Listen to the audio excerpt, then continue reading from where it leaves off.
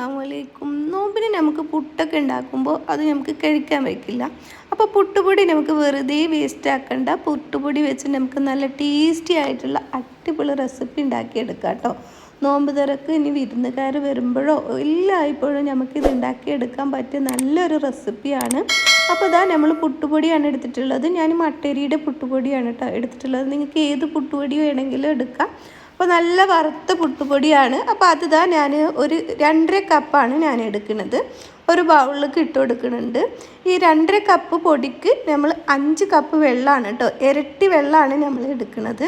അപ്പോൾ ഇതാ നമ്മളിത് പുട്ടുപൊടി ഇതിലേക്ക് ഇട്ട് കൊടുത്തിട്ടുണ്ട്. ഇനി നമുക്ക് വെള്ളം എടുക്കാം. അപ്പോൾ അതേ കപ്പിൽ തന്നെ നമ്മൾ അളന്നിട്ട് 5 കപ്പ് വെള്ളമാണ് കേട്ടോ എടുക്കുന്നത്.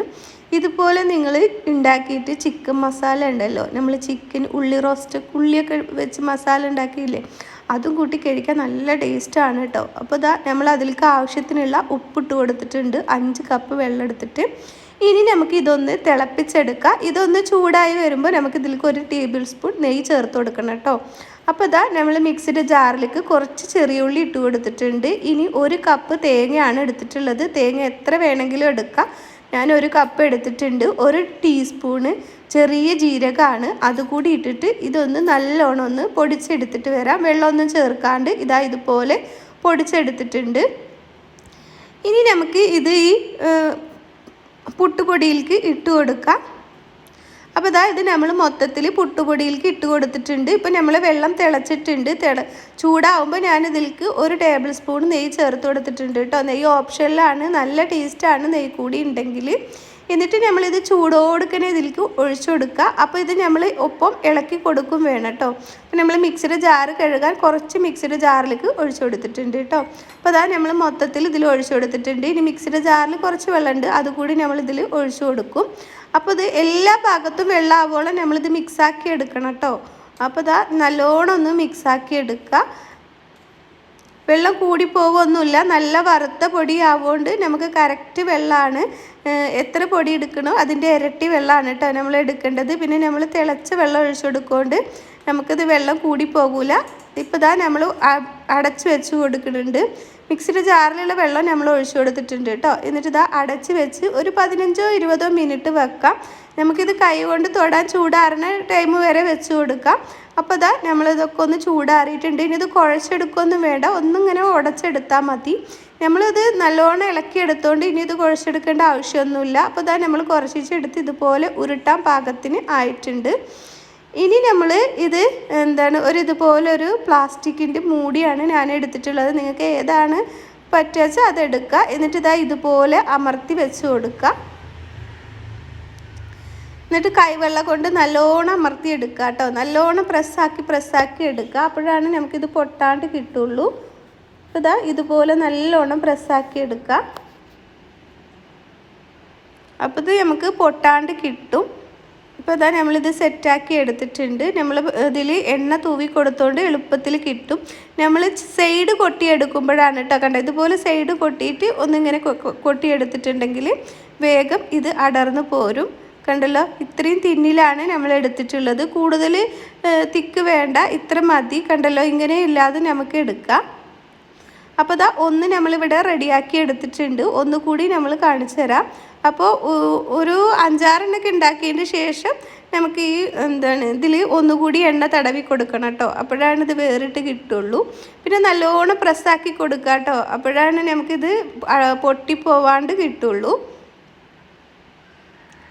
കണ്ടല്ലോ, ഇതുപോലെ അമർത്തി എടുക്കുക. നല്ല ടേസ്റ്റിയാണ് കേട്ടോ. ഇത് ചിക്കൻ മസാലയുടെ ഒപ്പം ചിക്കൻ കറിയുടെ ഒപ്പമൊക്കെ കഴിക്കാൻ, ബീഫ് മസാലയുടെ ഒപ്പമൊക്കെ കഴിക്കാൻ നല്ല ടേസ്റ്റാണ്. നോമ്പ് തുറക്ക് ഇത് മതി നമുക്ക്. നോമ്പ് തുറന്ന് കഴിഞ്ഞതിന് ശേഷം നമ്മൾ ഭക്ഷണം കഴിക്കൂലേ, അപ്പോൾ അതിന് ഉണ്ടാക്കിയെടുക്കാനാണ്.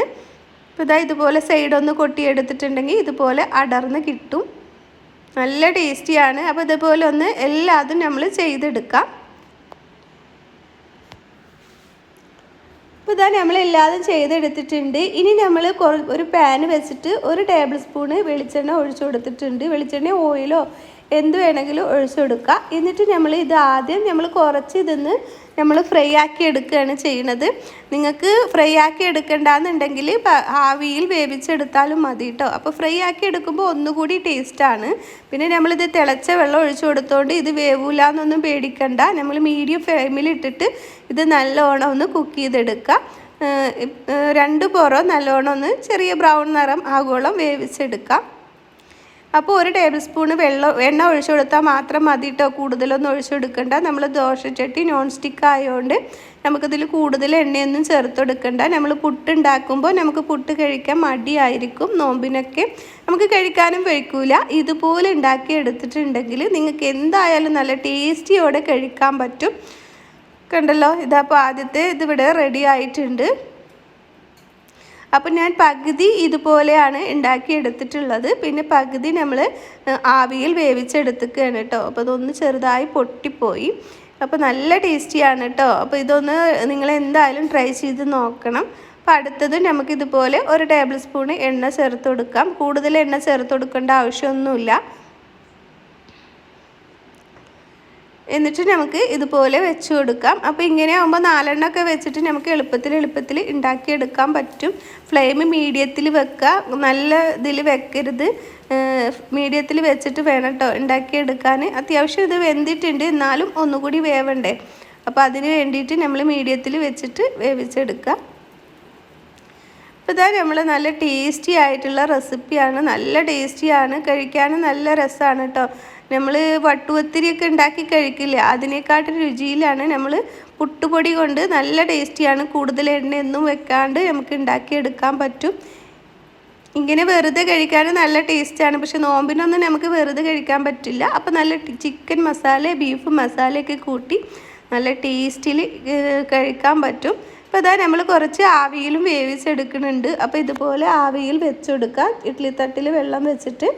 പക്ഷെ ആവിയിൽ വേവിച്ച് കഴിക്കുമ്പോഴേക്കാട്ടിലും നല്ല ടേസ്റ്റ് നമുക്ക് അതുപോലെ ചട്ടിയിലൊന്ന് ഫ്രൈ ആക്കി എടുത്തിട്ട് ഉണ്ടാക്കിയെടുക്കുകയാണ് കേട്ടോ.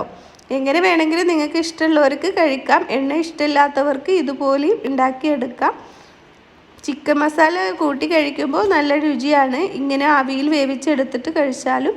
അപ്പോൾ ഇതുപോലത്തെ നല്ല നല്ല റെസിപ്പികളുമായി നമുക്ക് വീണ്ടും വരാം. അസ്സലാമു അലൈക്കും.